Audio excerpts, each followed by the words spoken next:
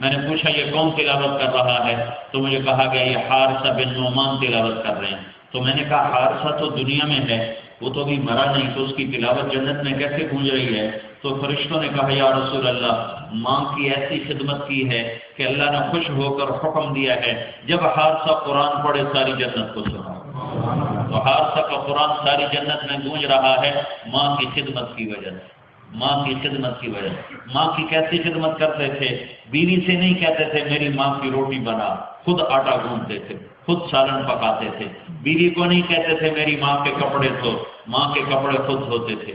بیوی کو نہیں کہتے تھے میری ماں کو تیل لگا، ماں کے سر میں تیل لگاتے، کنگھی کرتے، جوئیں نکالتے، روٹی پکاتے، سالن پکاتے، پھر روٹی سالن لے کر ماں کے سامنے بیٹھ کر نوالے توڑ توڑ کے بنا بنا کے ماں کو خود کھلاتے تھے۔ یہ ماں کی خدمت نے یہ صلہ دیا کہ جو کرتا ہے بسم اللہ الرحمن الرحیم تو ساری جنتوں میں گونج اٹھتی ہے۔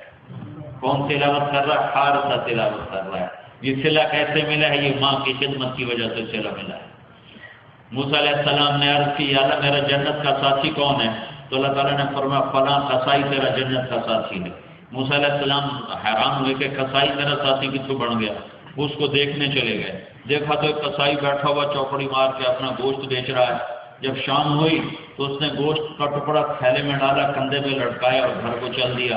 موسیٰ علیہ السلام بھی ساتھ ہو لیے۔ جب وہاں پہنچے تو موسیٰ علیہ السلام نے اجازت چاہی میں تیرے ساتھ اندر آ جاؤں؟ کہا آ جاؤ۔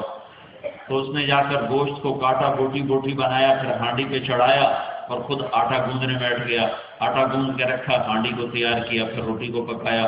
پھر ایک عورت لیٹی ہوئی تھی چارپائی پر ایسے کر کے، تو نے اس کو ہلایا اور اسے اٹھایا اور اسے ایک ہاتھ کا سہارا دیا، دوسرے ہاتھ سے اس کو کھلاتا رہا کھلاتا رہا کھلاتا رہا۔ پھر اس نے ایسے سر ہلایا کہ ہوں میری بات سن۔ تو پھر اس نے اس کا منہ صاف کیا، اس کو لٹانے لگا تو وہ کچھ بڑبڑانے لگی، کچھ بولنے لگی۔ تو موسیٰ علیہ السلام دور تھے، سن نہیں سکے۔ تو جب فارغ ہوا تو موسیٰ علیہ السلام نے پوچھا یہ کون ہے؟ کہا جی میری اماں ہے، میں صبح جب کام پہ جاتا ہوں تو اس کو کھانا کھلا کے جاتا ہوں، اس کے سارے کام کر کے جاتا ہوں، جب شام کو واپس آتا ہوں تو پھر پہلے اس کو کھلاتا ہوں، اس کے بعد اپنے بچوں کو دیکھتا ہوں۔ تو موسیٰ علیہ السلام نے فرمایا یہ کچھ کہہ رہی تھی، یہ کچھ کہہ رہی تھی، کیا کہہ رہی تھی؟ تو وہ کہنے لگا جی بس ماں جو ہوئی جب بھی اس کی خدمت کرتا ہوں تو یہ مجھے دعا دیتی ہے کہ اللہ تجھے جنت میں موسیٰ کا ساتھی بنائے۔ بولا میں کسائی سے او موسیٰ، میرا کسائی جیسے موسیٰ کا جوڑ کیے۔ اور اللہ تعالیٰ نے موسیٰ علیہ السلام نے فرمایا تیرا جوڑ اللہ نے بنا دیا ہے، تیرا جوڑ اللہ نے بنا دیا ہے۔ یہ ماں باپ کا رتبہ سمجھایا گیا اور یہ ابراہیم علیہ السلام کی طرف چلایا گیا، اس لیے کہ آنے والے وقتوں میں اللہ بھی دیکھتا تھا اور اللہ کے نبی بھی دیکھتا تھا کہ یہ امت اپنے ماں باپ کی بہت نافرمان ہوگی۔ اور خاص طور پر آپ کے ملک میں تو ماں باپ کی کوئی حیثیت کوئی نہیں ہے، ایک ٹیشو پیپر کی طرح ہے، بس بیکار ہے، اٹھا کے پھینک دیا ہے۔ ہمارا ملک کتنا ہی گیا گزرا ہے، پھر بھی ماں باپ کی کچھ عزت ہے، کچھ احترام ہے، اور ان کے آگے سر اٹھاتے ہوئے لوگ شرماتے ہیں۔ یہاں تو شروع سے ہی ایسا نظام بن جاتا ہے، تو اگر ماں باپ زندہ تو ان کی قدر کرو، ان کی قدر کرو، ان کی قدر کرو۔ نبیوں کا سر جھکوایا گیا ماں باپ کے سامنے، نبیوں کا سر جھکوایا گیا ماں باپ کے سامنے۔ اللہ کے محبوب صلی اللہ تعالی علیہ وسلم ابراہیم علیہ السلام کی طرف چل کر گئے ہیں، پھر وہاں سے سدرۃ المنتہا پہنچے۔ سدرۃ المنتہا سے جبرائیل کی بس ہوگی، یا رسول اللہ آگے میری بس، اس سے آگے میں ایک بالش بھی گیا تو میں جل کے راکھ ہو جاؤں۔ پھر اس کے اوپر اللہ تعالیٰ نے حبیب کو بلایا ہے، پتہ نہیں کیسے بلایا، جیسے بھی بلایا ضرور ہے۔ پھر اس کے بعد آپ نے عرش پر قدم رکھا، پہلی ہستی ہیں جنہوں نے عرش پہ قدم رکھا ہے۔ پھر اس کے بعد عرش کے اوپر 70,000 نور کے پردے اٹھے اور اللہ اور حبیب اللہ آمنے سامنے ہو گئے، اور اللہ کے محبوب نے عرض کیا التحیات للہ والصلوات والطیبات، میری جان تیرے لیے، میرا مال تیرے لیے، میری زندگی تیرے لیے۔ جواب میں اللہ نے کہا السلام علیک ایھا النبی ورحمۃ اللہ وبرکاتہ، اے میرے محبوب تیرا رب تجھے سلام پیش کر رہا ہے۔ میرے بھائیوں، اللہ کے واسطے اللہ کے نبی کی زندگی کو اپنی زندگی بناؤ، اللہ کے نبی کی زندگی کو اپنی زندگی بناؤ، اللہ کے نبی کی زندگی کو اپنی زندگی بناؤ۔ اللہ سے جڑنے کا ایک ہی راستہ ہے، وہ محمد الرسول اللہ ہے۔ ایک ہی راستہ ہے، وہ محمد الرسول اللہ ہے۔ ایک ٹائر میں سے ہوا نکل جائے تو 5 لاکھ پاؤنڈ کی گاڑی کھڑی ہو جاتی ہے کہ صرف ہوا نکلی ہے، 20 پینی کی ہوا نکلی اور گاڑی کھڑی ہو گئی۔ اپنے نبی کی سنت چھوڑو گے تو ایمان کی گاڑی کو بریک لگے گی، سنت کو اتنا ہلکا نہ سمجھو کہ گاڑی میں ہوا کم ہو تو وہ ہوا ڈالنے کے لیے تو گاڑی روکتے ہو کہ ہوا کم ہو گئی ہے میں ہوا ڈال لوں. تو اپنے وجود کو دیکھو، اپنے گھر کو دیکھو، اپنی زندگی کو دیکھو. اگر اللہ کے محبوب کی سنتیں چھوٹی ہوئی ہیں تو سمجھو ایمان کی گاڑی کو بریک لگا ہوا ہے. یہ اللہ تک نہیں پہنچ سکتے، اللہ تک نہیں پہنچ سکتے. اللہ کے نبی کے ہاتھوں میں ہاتھ دے دو، اللہ کے واسطے اللہ کے نبی کے ہاتھوں میں ہاتھ دے دو.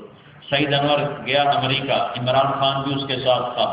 تو وہاں جب امیگریشن میں روکے تو انہوں نے سعید انور کو چھوڑ دیا اور عمران خان کو پکڑ لیا. سعید انور کی اتنی بڑی داڑھی، مجھ سے زیادہ بڑی پگڑی باندھتا، مجھ سے بڑی اس کی داڑھی ہے. اس کو چھوڑ دیا، عمران خان کو پکڑ لیا. 2 گھنٹوں سے پکڑے رکھا. پوچھ جب فارغ ہو کے باہر نکلا تو وہ کہنے لگا عمران خان کی عجیب بات ہے، تمہاری تو شکل ایسی تھی، تمہیں چھوڑ دیا اور مجھے پکڑ لیا. میں تو چٹ مون صاحب. تو اس نے سعید انور نے کہا بات یہ ہے کہ میں وردی میں تھا، آپ نے وردی اتاری ہوئی تھی. تو وردی والے کی تو قدر ہوتی ہے جہاں بھی جائے، وردی والے کی تو قدر ہوتی ہے. کہ میں وردی میں تھا، آپ نے وردی اتاری ہوئی تھی تو آپ کو انہوں نے پکڑ لیا، مجھے چھوڑ دیا. تو بھائیو اللہ کے محبوب کی وردی میں آؤ. اللہ نے ایک ہی سے پیار کیا، ایک ہی ہستی سے پیار کیا ہے. وَأَحْسَنَ مِنْكَ لَمْ تَرَ قَطُّ عَيْنِي، تیرے جیسا حسین میری آنکھ نے دیکھا نہیں. وَأَجْمَلَ مِنْكَ لَمْ تَلِدِ النِّسَاءُ، تیرے جیسے جمال والا کسی ماں نے جنا نہیں. احسن، ایسا حسن یوسف علیہ السلام کا سارا حسن اللہ نے دکھایا اور اپنے نبی کا سارا حسن اللہ نے چھپایا. اگر اللہ اپنے نبی کا حسن بھی سارا دکھا دیتا تو کوئی آنکھ اسے برداشت نہ کر سکتی. عظیم الحامہ، آپ کا سر بڑا تھا. عظیم الحامہ، سر بڑا تھا. رجل الشعر، گھنگریالے بال تھے. شدید و سواد الشعر، سیاہ کالے بال تھے. انہیں فرقت حقیقت و فرق و الا فلا، کبھی مانگ نکالتے تھے، کبھی مانگ نکالے بغیر پوری کنگھی پیچھے بالوں کو پیچھے لے جاتے تھے. جب کبھی مانگ نکلی ہوتی تھی تو اس میں سے نور کی شعائیں نکلتی محسوس ہوتی تھی. واسع الجبین، ماتھا کشادہ تھا. اطول من المربوع و اکثر من المشذب، نہ قد لمبا تھا نہ چھوٹا تھا، درمیانہ قد تھا. لیکن ایک معجزہ تھا، لمبے سے لمبے قد والا جب آپ کے قریب کھڑا ہوتا تو آپ کا قد اونچا ہو جاتا، اس کا نیچے ہو جاتا. کوئی بڑے حضرت عباس کا قد اتنا لمبا تھا کہ وہ گھوڑے پر بیٹھتے تو پاؤں زمین پہ لگتے، پاؤں زمین پر لگتے، اتنا لمبا قد. جب وہ اللہ کے نبی کے ساتھ کھڑے ہوتے تو ہمارے نبی کا قد اونچا ہوتا، عباس کا قد نیچے ہوتا. واصل جبین، ماتھا کشادہ. ازج الحواجب، یہ بھمیں بڑی گول کمان کی طرح. من غیر قرن، یہاں بال نہیں تھے، یہاں ایک رگ تھی جو غصے میں پھڑکتی تھی. جب آپ کو غصہ آتا تھا تو آپ اظہار تو کرتے نہیں تھے، دباتے تھے، تو اس کا اثر جسم پہ کیا ہوتا تھا؟ یہاں ایک رگ تھی جو ایسے ایسے پھڑکتی تھی، جو اس بات کی نشانی ہوتی تھی کہ آج اللہ کا نبی غصے میں بیٹھا ہوا ہے. ادعج العینین، آپ کی آنکھیں موٹی، اشکل لمبی، سرخ ڈوروں سے سجی ہوئی، احور پتلی سیاہ، سفیدی سفید، اہدب پلکیں بڑی لمبی، یہ بال بڑے لمبے، اکحل آنکھوں میں سرما لگائے بغیر آپ کے سرما لگا رہتا تھا. ہم تو سرما لگاتے ہیں، آپ سرما لگائے بغیر آپ کی آنکھوں میں سرما لگا رہتا تھا. اور آپ کی آنکھوں میں ایسی کشش اور ایسا روب تھا، جب آپ آنکھ اڑاتے تھے تو کوئی آپ کے چہرے پہ نظر نہیں ڈال سکتا، اس لیے آپ ایسے دیکھا کرتے تھے. ایسے یہ آپ کے دیکھنے کا طریقہ ہے. کبھی کبھی ایسے فرماتے تو پھر صرف 2 آدمی آپ کو دیکھ سکتے تھے، تیسرا آدمی آپ پر نظر نہیں ڈال سکتا تھا، ایک ابو بکر ایک عمر. اس کے سوا کوئی آپ کے چہرے پہ نظر نہیں ڈال سکتا تھا. جب آپ ایسے سر اٹھاتے تھے اور ایسے دیکھتے تھے تو ایسا لگتا تھا جیسے سورج زمین پر اتر آیا. تو سورج کو دیکھنا کتنا مشکل ہے، ایسے آپ کو دیکھنا ناممکن ہو جاتا تھا. اقنع العرنین، یہ ناک آپ کا یہاں سے اٹھا ہوا، آگے سے باریک تھا، باریک ناک، یہاں سے اٹھا ہوا، آگے سے باریک. لہو نور یعلوہ، یہاں نور تھا جو جگمگ کرتا رہتا تھا. ایسے شوائیں پھوٹتی محسوس ہوتی. سہل الخدین، آپ کے گال نہ پچکے ہوئے نہ ابھرے ہوئے، نہ چربی سے ابھرے ہوئے نہ کمزوری سے پچکے ہوئے، برابر. یتلألؤ وجهه تلألؤ القمر لیلۃ البدر، 14ویں رات کے چاند کی طرح آپ کا چہرہ گول چمکتا ہوا تھا.